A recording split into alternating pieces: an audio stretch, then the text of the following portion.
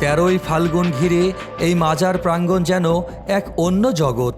দরবেশ মেহেরুল্লাহ শাহ রহমতুল্লাহর স্মরণে শুরু হয় দুধ, ডাবের পানি ও গোলাপ জল দিয়ে পবিত্র পরিষ্কার। তারপর রাতভর জিকির, দোয়া আর মানতের অশ্রুসিক্ত প্রার্থনা। কেউ আসে মনের বাসনা নিয়ে, কেউ শান্তির খোঁজে। অলৌকিক বিশ্বাস আর শত বছরের সুফি ঐতিহ্য মিলিয়ে এই ওরস শুধু একটি ধর্মীয় অনুষ্ঠান নয়, এটি মানুষের অদৃশ্য আশা ও আধ্যাত্মিক আকর্ষণের বাস্তব গল্প। এই মুহূর্তে যে রাস্তাটি ধরে হেঁটে চলেছি, এটি কিন্তু কোনো সাধারণ রাস্তা নয়। এই রাস্তাটি ধরে একসময় হাঁটতেন ইয়েমেন থেকে এসেছিলেন এক দরবেশ। সে সময় কিন্তু এই অঞ্চলে কেউ নামাজ পড়তে পারত না এবং নামাজ রোজা করা সবই নিষিদ্ধ ছিল। ছিল একজন হিন্দু প্রভাবশালী জমিদার। 15ই জুন 1222 খ্রিস্টাব্দে ইয়েমেনের সাবা নগরীতে জন্মগ্রহণ করেন দরবেশ মেহেরুল্লাহ শাহ রহমতুল্লাহ। মাত্র 38 বছর বয়সে খেলাফতি লাভ করেন। 1265 খ্রিস্টাব্দে 60 জন অলির কাফেলায় যোগ দিয়ে বাংলায় আগমন ঘটে। মেহেরপুর জেলার শেখপাড়ার গহীন জঙ্গলে শুরু হয় তার ধর্মপ্রচার, যেখানে জমিদার গৌরসেন বাবুর ভয়ে আজানও দেওয়া ছিল নিষিদ্ধ। অথচ সময় বদলায়, প্রভাব ও আধ্যাত্মিক শক্তিতে নত হয় অত্যাচার। 123 বছরের জীবন শেষে 1345 খ্রিস্টাব্দে মৃত্যুবরণ করেন। দাফন করা হয় কালাচাঁদপুরের গহীন জঙ্গলে।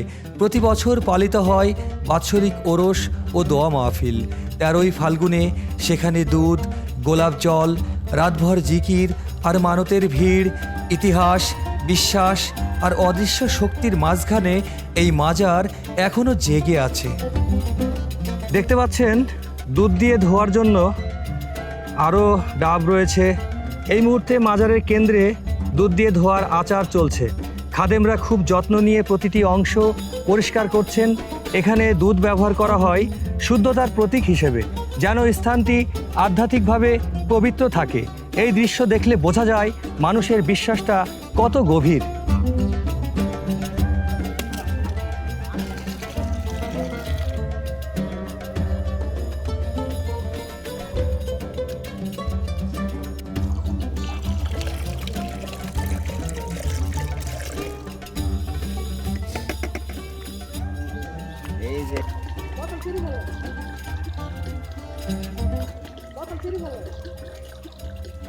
দেখতে পেলেন ডাব এবং গোলাপ জল ও দুধ একসাথে মেশানো হচ্ছে এবং মেশানোর পরেই হয়তো কিছুক্ষণের মধ্যেই আমাদের দরবেশ মেহেরুল্লাহ শাহ রহমতুল্লাহর পবিত্র আচার মেনেই শুরু হবে পবিত্রতার এক মহা কর্মযজ্ঞ। তার আগে থেকেই চলছে পবিত্র প্রস্তুতির কাজ। এটি একটি বিশ্বাসের রীতি, যা শত বছরের ঐতিহ্যের অংশ।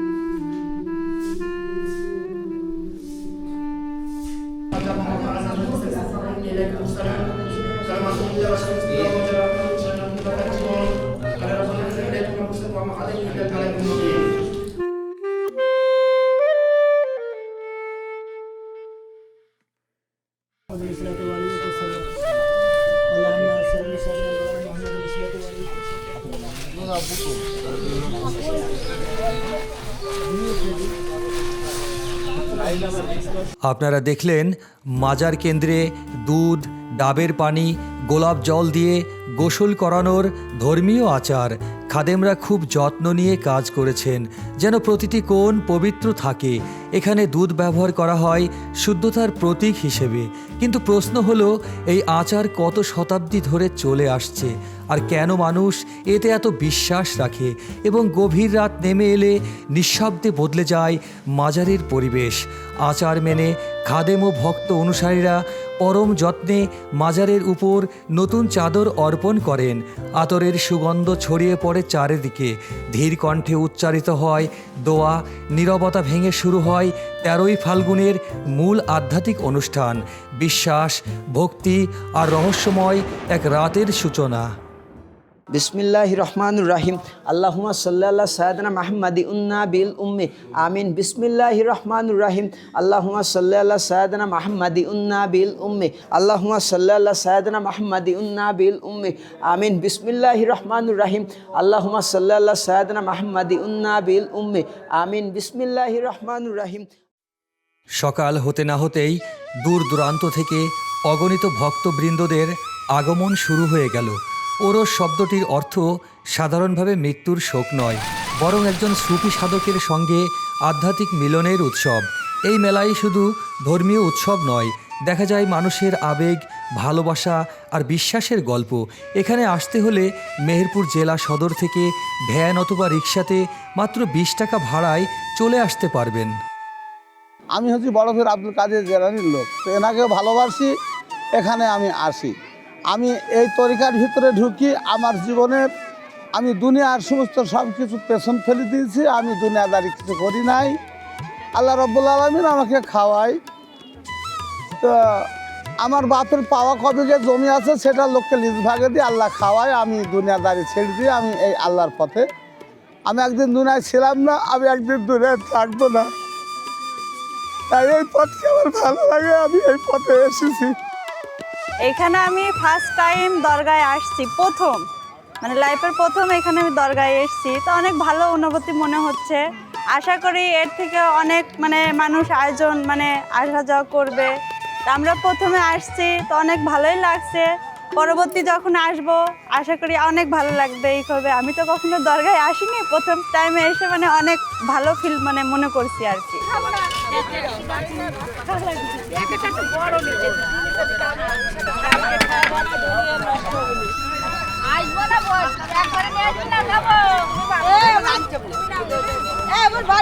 এখানে আসার পর আপনাদের কেমন মনে হয় নিজেকে, বা নিজেদের কোনো পরিবর্তন আপনারা লক্ষ্য করেছেন কিনা? আমরা এখানে এসে মানুষের করি, যদি তার ফল পাই আবার আসি। ও আচ্ছা আচ্ছা, এগুলো কি আপনার সব একই পরিবারের মানুষ আপনারা?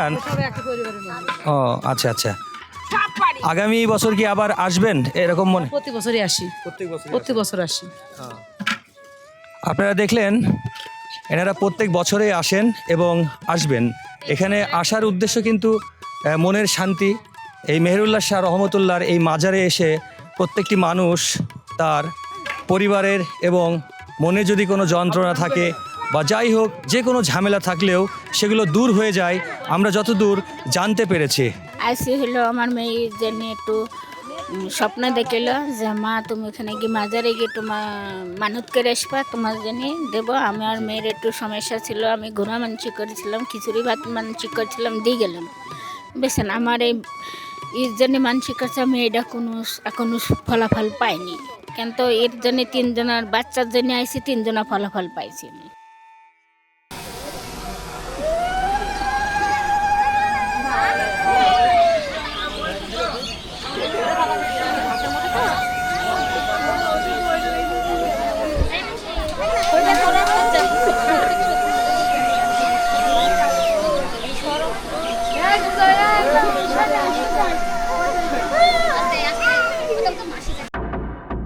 দেখা গেল মাটিতে শুয়ে শুয়ে দরবেশ মেহেরুল্লাহ শাহ রহমতুল্লাহর মাজারে মাথা নত করে একজন মধ্যবয়সী নারী তার মনের বাসনা পূর্ণতার জন্য মানত পরিশোধ করলেন। এটার উদ্দেশ্য আমার নাতনি অসুস্থ হয়েছিল, তা বাবার দরবারে মেনেছিলাম, মানার পরে সেটা আমার ভালো হয়ে যায়। তারপরে এই যে গোনা ছিল তার থানে আমি পুষি দিলাম। আসছি এখানে মনের বাসনা পূরণ হয় বলে এখানে আসছি, এখানে ওটার জন্যই আসছি। শুনছি নাকি অনেক জায়গায় থেকে শুনছি, সবার মুখে মুখে শুনছি যে এখানে আসলে মনের বাসনা পূরণ হয় বলে আমরাও নিজের মনের বাসনা নিয়ে আসছি। বাচ্চা কাচ্চার জন্য করার জন্য আসছি। আজও তার দরগায় মাথা নত করে অসংখ্য ভক্তরা, দোয়া করে, শান্তি খোঁজে। এই ইতিহাস আমাদের মনে করিয়ে দেয় মানবতার পথ, ধর্মের আলো আর ত্যাগের মহিমায় চিরন্তন। বিশ্বাস মানুষের জীবনের বড় শক্তি। আবার ইতিহাস আমাদের প্রশ্ন করতে শেখায় কিভাবে এই সংস্কৃতি গড়ে উঠেছে। মেহেরুল্লাহ শাহর ওরস আমাদের সেই বিশ্বাস, সংস্কৃতি আর মানুষের জীবনের এক জীবন্ত দলিল। واكلا قويا متين واليا حميد موسى مبدع مميت يا مميت يا حي يا قيوم يا واجد واحد سماد يا قدير يا مقتدر يا مقدم يا مؤخر يا والو يا اخر يا ظاهر يا باطن واليا مختل يا بارك يا منتقم يا رافع يا عفو مالك الملك ذي الجلال والاكرام يا مقسط يا زامي يا غني يا مغني يا ماني يا دار يا نافع نور يا هدي يا بديع باقي يا ورسي رشيد يا صبر يا مني يا دافع يا محكي بسم الله الرحمن الرحيم اللهم صل على سيدنا محمد النبي الأمي آمين بسم الله الرحمن الرحيم الله لا إله إلا هو الحي القيوم لا تأخذه سنة ولا نوم له ما في السماوات وما في الأرض من ذا الذي يشفع عنده إلا هو أيديه وخلقه ولا يحيطون بشيء من علمه আমার মা বাবুর জন্য মানত করেছিল, আমার বাবু অসুস্থ হয়ে গেছিল, সেই কারণে আমরা এখানে মানত দিতে আসছি। মানে আমরা অনেক দিন থেকে আসি, আমার দাদা দাদিরাও আসে এখানে, সেই বিশ্বাসের পর আমরা ওইখানে আসছি। এখানে আসি আমরা অনেক উপকারও পাইছি। আমার ছেলে খুব অসুস্থ হয়ে গেছিল, তো এখন সুস্থ হয়ে গেছে। আমার মানত ছিল, আমি সেই মানত শোধ করলাম। আমার মার ছিল, আমার মার চোখের সমস্যা হয়েছিল, ওই জন্য চক্ষু দান, একটা চক্ষু দোয়া হলো, সেই মানত ছিল, সেটাই দোয়া হয়েছে। পবিত্র মাহে রমজানের উসিলায় আল্লাহ পাক আমাদের নেক কর্মের উসিলায়, নেক আমলের উসিলায় যে যে খাস নিয়তে হাত উত্তোলন করেছে মাওলা গো, প্রত্যেকের হাতখানাকে তুমি কবুল মঞ্জুর করে নাও। এখানে যে মাজারটি আপনারা দেখতে পাচ্ছেন, এটি মূলত হচ্ছে খাদেমার মাজার। দরবেশ মেহেরুল্লাহ শাহ রহমতুল্লাহর খাদেমা হিসেবে দীর্ঘদিন দায়িত্ব পালন করেছিলেন। উনি 2022 সালে পর্দা করেছেন।